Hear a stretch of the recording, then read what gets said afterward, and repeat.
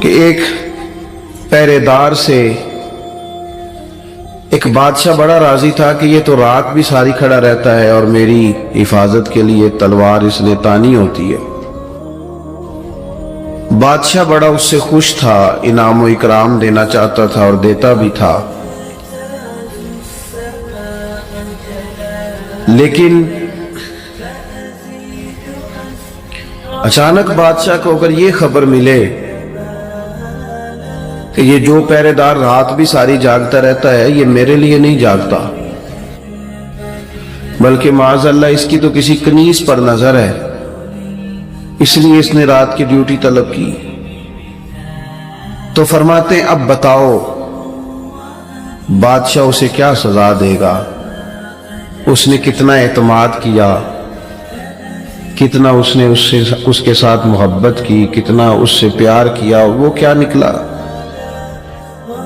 ہمارا بھی یہ معاملہ ہوتا ہے کہ ہم اگر کسی شخص پر بڑا اعتماد کرتے ہیں، اس سے بڑی محبت کرتے ہیں، لیکن اگر ہمارا اعتماد ٹوٹتا ہے ہمیں تکلیف ہوتی ہے۔ نبی پاک علیہ الصلوۃ والسلام نے فرمایا سب سے بڑی زیادتی یہ ہے تمہارا اپنے بھائی کے ساتھ ظلم، یہ ہے کہ تم اس کے ساتھ کسی معاملے میں جھوٹ بول رہے ہو اور وہ تمہیں سچا سمجھ رہا ہو، یہ بڑا جھوٹ ہے تمہارا۔ مخلص زندگی جو ہوتی ہے نا، اخلاص والی، وہ قابل قبول ہوتی ہے۔ اپنی زندگی سے ہر قسم کے تصنع کو ہٹائیں، ہر قسم کی بناوٹ کو ہٹائیں، ہر قسم کی جو ظاہری زیب و زینت ہے، جو ملمس سازی ہے، اس کو دور کریں۔ دینی کام بھی اگر اللہ کی رضا کے لیے نہ کیا جائے تو وہ دنیا بن جاتا ہے، اور اگر بظاہر وہ کام دنیا کا ہو لیکن کیا رب و رسول کی رضا کے لیے جائے، اللہ رسول کی رضا کے لیے۔ دیکھیں نا، ایک آدمی تجارت کر رہا ہے، بظاہر تو وہ کاروبار کر رہا ہے، پیسے کما رہا ہے، بظاہر تو وہ کام کر رہا ہے جس کو عام مفہوم میں لوگ دنیا داری کرنا کہتے ہیں، لیکن حضور علیہ السلام نے فرمایا جو سچا تاجر ہوگا نا، سچا تاجر، اللہ قیامت کے دن اسے نبیوں کے ساتھ جگہ عطا فرمائے گا۔ وہ تجارت کر رہا ہے پر کر سچائی کے ساتھ رہا ہے، لوگوں کو صحیح چیز دے رہا ہے، تو اللہ تعالیٰ اسے کوئی اور رستہ نہیں ہے عورتوں کے گزرنے کی گلی کوئی اور نہیں ہے۔ ادھر انتظام کیا نا، اس لیے نہیں بڑا جی کر کے سارے دوستان گہرے پیچھے جو لیڈیز ادھر ہوں جائے، تو یہاں سے کوئی راستہ رکھا ہے نکلنے کا؟ عورتیں نہیں، عورتیں ادھر بیٹھ رہی ہیں، آ تو ادھر سے رہی ہیں نا جی، وہ اس گلی سے آ گئی۔ اللہ آپ کو سلامت رکھے۔ خواتین کے لیے کو الگ بندوبست ہو جائے گزرنے کا تو وہ اچھی بات ہے، اللہ آپ کو سلامت رکھے۔ چلے میں جو بات عرض کر رہا تھا اس پر آپ کی توجہ دلاتا ہوں کہ جب انسان کا مزاج یہ ہو کہ وہ اللہ کی رضا کے لیے، اب کوئی آدمی رزق حلال کمانے کو نکلتا ہے، محنت مزدوری کے لیے جاتا ہے، تو لوگ تو یہی سمجھیں گے نا کہ دنیا داری کر رہا ہے۔ ایک شخص نبی پاک صلی اللہ تعالی علیہ وسلم کے سامنے سے گزرا، صحابہ بھی موجود تھے، تو جب وہ گزرا تو بعض لوگوں نے کہا دیکھو یہ کاش اللہ کے رستے میں جد و جہد کرتا، یہ تو دنیا داری کر رہا ہے۔ تو حضور نے فرمایا اگر اپنے بچوں کے لیے رزق حلال کمانے نکلا ہے پھر بھی اللہ کے رستے میں ہی ہے، اور اگر اس لیے نکلا ہوا ہے کہ کسی کے سامنے ہاتھ نہ پھیلانا پڑے تو پھر بھی یہ اللہ کے رستے میں ہی ہے۔ اور فرمایا اگر اس لیے نکلا ہے کہ اپنے بہن بھائی، بال بچے، ماں باپ، دوست احباب کے ساتھ خیر کرے گا تو پھر بھی اللہ کے رستے۔ یعنی بظاہر وہ کام جنہیں لوگ دنیا کا کام سمجھتے ہیں، اگر اس میں بھی رضا الہی شامل کر لی جائے تو وہ کام دین بن جاتا ہے، اور اگر جس کام کو لوگ دینی کام سمجھ کے کریں لیکن اس میں تصنع آ جائے، بناوٹ آ جائے، لوگوں کو ذرا پتہ چل جائے، ذرا میری بھی فوٹو آ جائے، ذرا میرا بھی نام ہو جائے، تو آپ نے دینی کام نہیں کیا یا آپ نے دنیا داری کی۔ تو اپنی زندگی میں اخلاص، میں اکثر دوستوں سے کہتا ہوں کہ میاں بیوی بھوک میں بھی گزارا کر لیتے ہیں, تھوڑی وسائل میں بھی زندگی گزر جاتی ہے, شرط یہ کہ ایک دوسرے کے ساتھ مخلص ہو. لیکن اگر خاتون کو پتا چلے کہ میرے ساتھ مخلص نہیں ہے اور خامد کو پتا چلے کہ میرے ساتھ مخلص نہیں ہے, تو وہ گھر نہیں چلتا. تو اگر اخلاص نہ ہو تو ایک گھر نہیں چلتا, تو پورا دین کیسے چلے گا؟ اپنی زندگی میں, اپنے مزاجوں میں اخلاص. بہت ساری ہماری پریشانیوں کا سبب ہمارا دکھاوا ہے, اور میں نے دیکھا ہے یہ جو دکھاوا کرنے والے ہیں بیچارے, یہ بڑے ڈسٹرب لوگ ہیں, ذہنی طور پر شدید پریشان لوگ ہیں. دکھاوا کرنے والے بیچارے بڑی تکلیف میں ہیں کہ دیکھو یار میری فوٹو نہیں آئی. خود بتاتے ہیں اللہ کا شکر ہے جی میں فلانا کام بھی نیکی کا کرتا ہوں, بڑا کرم ہے جی, فلاں خیر کیا. آپ کو یہ کیوں بتانا پڑا, اتنی پریشانی کیوں لگ گئی آپ کو؟ اگر آپ کرتے ہیں تو اللہ تعالیٰ اس کا اجر آپ کو عطا کرے گا. خود بخود آپ کو کیوں ایسا کرنا پڑا؟ اخلاص والی زندگی گزاریں, اپنے لہجوں میں, اپنے لفظوں میں حسن اور صفائی لائیں. دیکھیں نبی پاک صلی اللہ تعالی علیہ وسلم نے فرمایا قیامت کے دن کچھ لوگ بڑی نیکیاں لے کے رب کی بارگاہ میں حاضر ہوں گے. ان کے پاس بڑی نیکیاں ہوں گی, لیکن اللہ فرمائے گا تم نے نیکیاں تو کی تھیں پر کی تھی لوگوں کو دکھانے کے لیے. اب اس طرح کرو, جن کو دکھانے کے لیے نیکی کی تھی انہی سے جا کے اجر مانگو, میرے لیے کی نہیں, لہذا ان سے اجر مانگو جن کے لیے تم نے نیکی. بڑا سخت معاملہ ہے اور بڑا اذیت ناک مسئلہ ہے دکھاوے کا. یعنی کوئی بھی آپ کام کریں, آپ کسی کے شاگرد ہوں تو مخلص ہوں, کسی جگہ ارادت مند ہوں تو مخلص ہوں, کسی جگہ استاد ہوں تو مخلص ہوں, کسی جگہ آپ کی ذمہ داری تعلیم و تربیت کی ہو تو مخلص ہوں. اگر اخلاص نہیں ہوگا تو پھر ریاکاری کا سادہ ترجمہ اداکاری ہوتا ہے. پھر اداکاری بندہ کتنی کو کرے گا, تھک جائے گا. آپ مخلص ہو کر اپنا کام بھی صحیح کر کے کریں اللہ کی رضا کے لیے. یہ رشتہ داروں میں زیادہ لڑائیاں کیوں ہوتی ہیں؟ سارا چکر پروٹوکول کا ہے. مجھے آگے نہیں کیا, میرا نام نہیں لیا. اگر اخلاص ہو جائے نا یار میں نے اللہ کی رضا کے لیے صلہ رحمی کرنی, تو پھر تو میرے نبی پاک نے فرمایا جو تم سے توڑے اسے جوڑو, جو تمہیں محروم کرے اسے عطا کرو. پھر تو انداز اور ہو جاتا. اخلاص جو ہوتا ہے وہ اصل ہوتا ہے, اخلاص جو ہوتا ہے وہ حسن ہوتا ہے. اور نبی پاک علیہ السلام نے فرمایا مخلص ہو جاؤ, خالص ہو جاؤ اللہ کی رضا کے لیے, تمہارا تھوڑا عمل بھی تمہیں کفایت کر جائے گا, تھوڑا عمل بھی تمہارے لیے زیادہ ہو جائے گا. مخلص ہو جاؤ, تھوڑا عمل بھی فائدہ دے گا. لیکن اگر اخلاص نہیں تو پھر تو انسانی زندگی انتہائی کٹھن ہو جاتی ہے, وقت گزارنا مشکل ہو جاتا ہے. مخلص ہے نا جو بندہ, تو وہ سادہ بھی ہے, جو مخلص ہے وہ چھپا ہوا بھی ہے.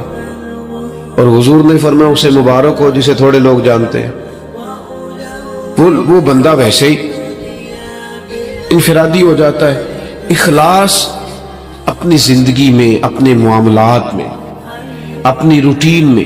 اس کو میں نے ایسے لوگوں کو دیکھا جو ٹیچر ہیں کسی ادارے میں, خود پتہ چل جاتا ہے انہیں کہ یار یہ بچہ کمزور ہے, غریب ہے, اس کے ماں باپ زیادہ اخراجات قبول نہیں کر سکتے, اٹھا نہیں سکتے.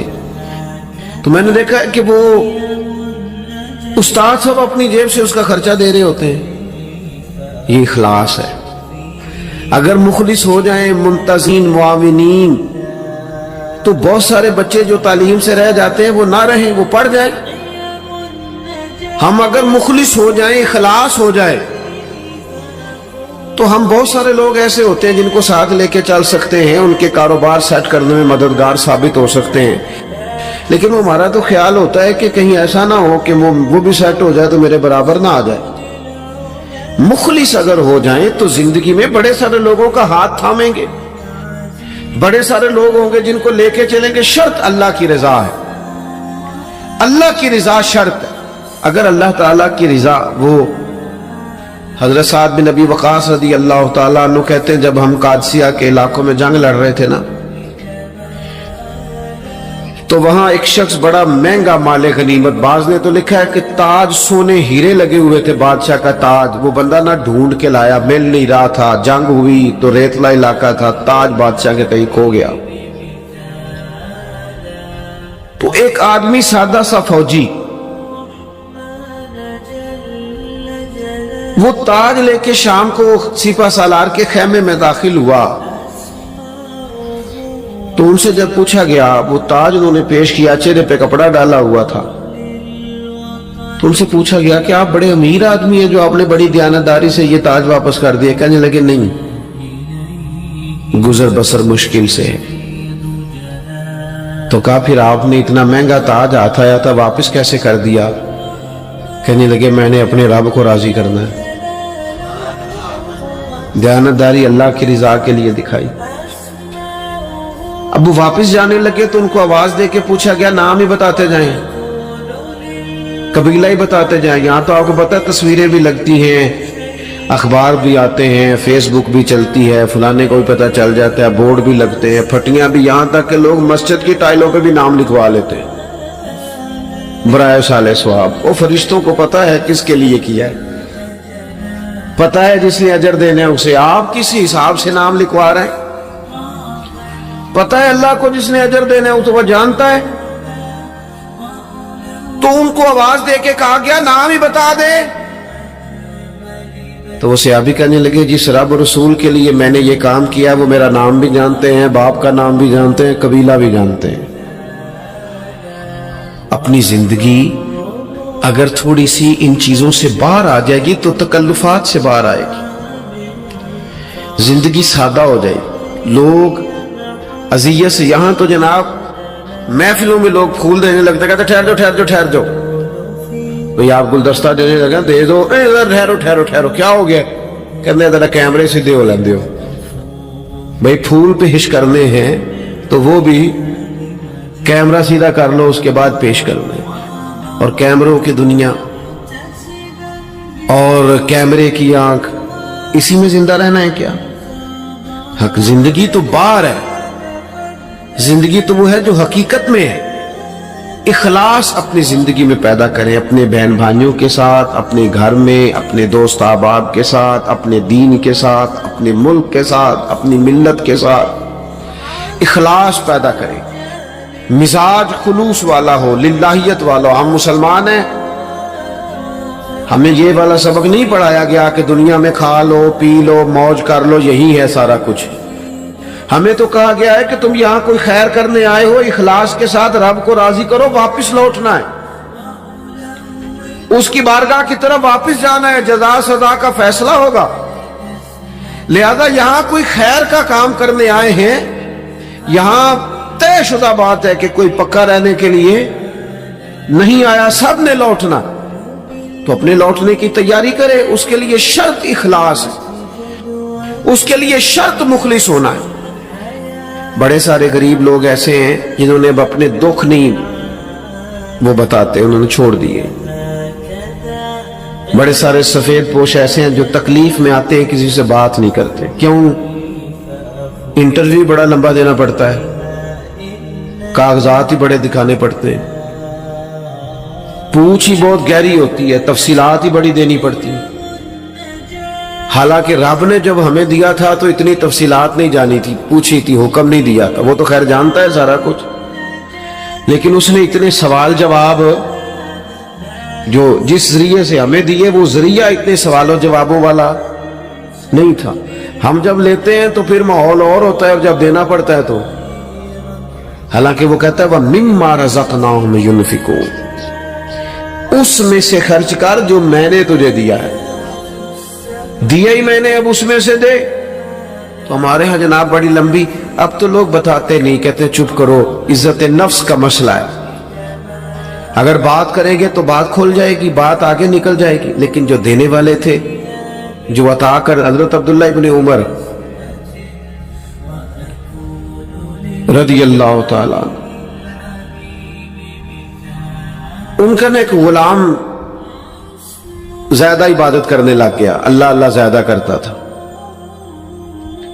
नफल ज्यादा पढ़ता, जिक्र अज़कार ज्यादा करता, इबादत ज्यादा करता, तिलावत ज्यादा करता, दरूद पाक ज्यादा पढ़ता। तो जनाब अब्दुल्लाह इब्न उमर ने उसे आजाद कर दिया। फरमाया अल्लाह की हुजूर हाजिर होना चाहता है, हम क्यों इसे पाबंद करें, इसे आजाद करते हैं। उसे आजाद कर दिया। एक और गुलाम ने सोचा कि यार ये तो बड़ी बात है, उसने भी अल्लाह अल्लाह शुरू कर दिया। हज़रत अब्दुल्लाह इब्न उमर ने उसे भी आजाद कर दिया। अब वो गुलामों ने काम पकड़ लिया, नफल पढ़ते, आप उसे आजाद कर देते। एक दिन आपके बेटे कहने लगे, बाबा जान ये आपको धोखा देते हैं, बाद में पता नहीं पांचों भी पढ़ते हैं कि नहीं। आपके सामने ये नफल पढ़ते हैं, बड़े सजदे करते हैं, आप आजाद कर देते हैं, आजादी के बाद पता नहीं क्या करते होंगे, धोखा देते हैं। हज़रत अब्दुल्लाह इब्न उमर ने बड़ी ही आला बात कर दी। रब के बंदों की यही शान होती है। फरमाने लगे ये मुझे रब के नाम पे धोखा देते हैं, मैं तैयार हूं धोखा खाने के लिए। इस नाम पर मैं धोखा खाने को, यहां लोग बड़े बड़े नामों पे धोखे नहीं खाते, तेरा प्लाट महंगा बेच दूंगा, लोग धोखा खा नहीं जाते। तू जमा करा तेरे 100 के 250 हो जाएंगे, खाते नहीं। दौलत के नाम पे तो धोखे खाते हैं ना लोग, इख्तदार के नाम पर भी तो धोखे खाते हैं ना। तो कहा अगर अल्लाह का नाम लेकर ये मुझे धोखा देना चाहते हैं तो मैं धोखा खाने को तैयार हूं। इखलास पैदा करें जिंदगी के अंदर, लिल्लाहियत पैदा। आप इतने सारे लोग आए, अगर हम 50-60 लोग भी किसी एक इलाके में मुखलिस हो जाए ना, और हमारा ज़हन बन जाए कि हमने इखलास के साथ इस इलाके की खिदमत करनी है, इलाके के मसाइल को देखना है। आप तो माशाल्लाह बहुत ज्यादा है, मैं कह रहा हूं 40-50 लोग भी हो तो वो गली से गुजर रहे होते हैं तो गाड़ी जो है वो किसी खड्डे में लगता है, टायर तो उस पर तबसरा होता है। साड़ी हुकूमत कोई काम नहीं कर दी, देखो किटे खड्डे ने। हालांकि वो 10 मिनट का काम है, गाड़ी साइड पे की जाए, एक दाबड़ा एक कई उसे पकड़ा जाए और खड्डे को बंद कर दिया जाए। और वो मैंने तो देखा है कि जो 4 करोड़ रुपया अपने घर पे लगाता है वो 10 लाख रुपया गली पे लगाने को तैयार ही नहीं होता। सारी गली में पानी खड़ा है। हम सारी जिंदगी तबसरों में वक्त गुजारते हैं, गुफ्तगू में वक्त गुजारते हैं। हम नेक नजर आना चाहते हैं, नेक बनना नहीं चाहते। हम चाहते हैं हमारी शोहरत हो जाए, हम नेक लोग हैं, लेकिन नेकी करनी न पड़े, खैर वाला काम है उसे कर गुजरे और अल्लाह की रिजा के लिए कर गुजरे। ये मसाजिद के बाहर, मदारस के बाहर अक्सर उलमा के नाम लिखे होते हैं, बानी और मुफ्तमिम, चलो वही होंगे, होता भी है ऐसा, लेकिन उस बंदे का भी बड़ा किरदार होता है जो उसमें ढेर सारा हिस्सा मिला जाता है और साथ ये भी कह जाता है मेरा नाम ना ले आ रहे। वो भी बड़ा बड़ा मुखलिस होता है, वो भी बड़ा बानी होता है जो कह जाता है मेरा जिक्र करना सारा मेरे जिम्मे लगा दें आप, लंगर का खर्चा सारी महफिल का दे दूंगा, मेरा नाम ना लेना। इससे दिल ठंडा रहता है, इससे तबीयत ठंडी रहती है। लेकिन अगर फोन पहले ही चल पड़े, मैं आ रहा हूं, मैं क्या कर रहा हूं, और जनाब देखना मैं इनकलाब बर्पा कर दूंगा, तो भाई आप गरज रहे हैं, बरसने की उम्मीद जरा थोड़ी है। जो बरसते हैं उनको गरजने की जरूरत, वो तो काम करके गुजर जाते हैं। बात ज्यादा नहीं करनी, बस मैं खत्म करने लगा हूं, आपने तवज्जो करनी है। अपनी जिंदगी जब इखलास वाली होती है ना, तो मुखलिस, ये कैसे हो सकता है कि आप किसी के साथ मुखलिस ना हो और फिर आप दावा करें वो मुखलिस हो जाए? ये कैसे हो सकता है? आप पहले मुखलिस बने, फिर बाकी लोग भी आपके साथ मुखलिस हो जाएंगे। हम चाहते हैं सारी दुनिया मेरे साथ मुखलिस रहे। वो इमाम गजाली रहमतुल्लाह अलैह से पूछा एक शख्स ने कि मुखलिस दोस्त नहीं मिलता, तो फरमाने लगे चल तू ही मुखलिस हो जा, तू ही मुखलिस हो जा। हम ये चाहते हैं मेरे साथ सारे लोग सच बोले और मैं किसी के साथ भी सच, तो ये हो नहीं ना सकता। मुझे हर दुकान से सौदा खालस मिले और जो मैं बेच रहा हूं वो मैं खालस, तो भाई ऐसे होता नहीं ना, ये तो मुमकिन नहीं ना। तो अपनी जिंदगी में इखलास, इमाम अबू नुआइम कहते हैं कि एक 100 घर था पूरा मदीना शरीफ में, थोड़ी सी आबादी होती थी, 100 घर था जिसमें 2 वक्त खाना भी मिलता था, कपड़े भी बच्चों के, दीगर अखराजात भी, 100 घर को, और सालों मिलता रहा पर पता नहीं था कौन दे जाता है। सालों वो खाना पानी बच्चों के खर्चे आते रहे पर पता नहीं था दे के कौन जाता है। फिर अचानक एक दिन ऐसा आया कि वो खाना भी आना बंद हुआ, वो सारी चीजें बंद हुई, लोग परेशान हुए, डिस्टर्ब हुए, तकलीफ बढ़ी। एक दूसरे से पूछने लगे तेरे घर भी नहीं आ रहा? उसने कहा नहीं आ रहा। तेरे घर 100 तो घर था। फिर कहा पता करो कब से नहीं आ रहा, तो पता चला 18 मुहर्रम से मेरे घर नहीं आया लंगर। 18 घर से, वो कहने लगा 18 मुहर्रम से मेरे घर भी नहीं आया। वो जब गरीबों ने तारीखें मिलाई 100 घरों ने, तो 18 मुहर्रम से ही लंगर बंद हुआ। पता करो 18 मुहर्रम को क्या हुआ, तो पता चला 18 मुहर्रम को इमाम ज़ैनुल आबिदीन का इंतकाल हुआ। 18 मुहर्रम को इमाम साहब का विसाल हुआ। वो 100 घरों में खाना पहुंचाते थे, खर्चा उठाते थे, चेहरे पे कपड़ा पहन के रखते थे। कोई पूछता आप कौन है तो नाराज हो जाते थे। उन्होंने खिदमत की इखलास से, लेकिन फिर हालत ये हो गई कि लोग उनको जानते थे, याद करते थे, उनके लिए रोते थे। अपनी जिंदगी इखलास वाली करें, उसमें लिल्लाहियत पैदा करें। आप थोड़ा काम करें लेकिन रियाकारी से, तसन्नो से। मैं तो देखता हूं, बड़ी मेहरबानी की बात सुने, क्या मसला हो गया, इत्मीनान से सारे दोस्त तशरीफ, अल्लाह आपको लंबी जिंदगी सेहत वाली दे। मैं तो देखता हूं लोग अपने वालिदैन को हज पे भेज के लोगों को बताते हैं मैंने भेजा अब्बा जी को हज पे, तो अब्बा जी आप कहते भाईजान आपने भेजना था। हम ये बताने की कोई जरूरत है? फलां के साथ मैंने नेकी की, भगी अगर आप इतने परेशान थे तो फिर न करते। ये चीजें आजमाइश में डाल देती हैं, अपने तकलीफ में आ जाते हैं। यार ये नाम ले रहा है। वो हमारे एक जगह खत्म शरीफ था, तो मैं एक जगह हाजिर हुआ इसाले सवाब की तकरीब में, तो वो कहने लगे ये आपने जब दुआ मांगनी है ना खत्म शरीफ पे, तो ये भी बताना है कि 50,000 रुपये हमने मस्जिद में दिया है, और ये इतना इतना कुछ जो है वो हमने और भी खिदमात की हैं, ये वालिद साहब के लिए ना जरा बोल दीजिएगा। तो मैंने उन्हें कहा ठीक है, दुआ मांग दी। मैंने कहा जो पढ़ा पढ़ाया है। वो बाद में मुझसे कहने लगे आपने बताया नहीं। मैं क्या किन्हू दसना साजे? कहने लगे वो जरा, मैंने कहा खुदा के बंदे अब्बा जी क्या दे गए आपको जिंदगी पूरी में? कहने लगे बड़ा कुछ। तो मैंने कहा उन्होंने भी मस्जिद ऐलान कराया था कि मैं बच्चों को जमीन दे के जा रहा हूँ, घर दे के जा रहा हूँ, दुकान ऐलान कराया था? कहने लगे नहीं। तो मैंने कहा तू 50,000 दे के ऐलान कराता फिरता है, क्या मतलब चक्कर में पड़ गए? इससे तो कोफ्त पैदा होती है। अपनी जिंदगी इखलास वाली करनी है, उसमें लिल्लाहियत पैदा करनी है, और कोशिश करें कि अमल जरूर कोई ना कोई करे। 3 बातें मैंने आपसे करनी है आखिर में, और इन पर आपने अमल करना है। करेंगे इंशाअल्लाह ताला। एक तो कुछ नफल नमाज घर में पढ़ा करें, ये जरूरी है घर के माहौल को दुरुस्त रखने के लिए।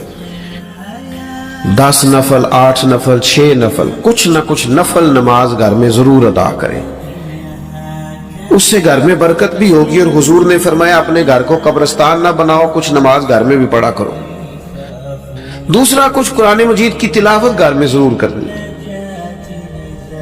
ये अपना ज़ौक बनाए।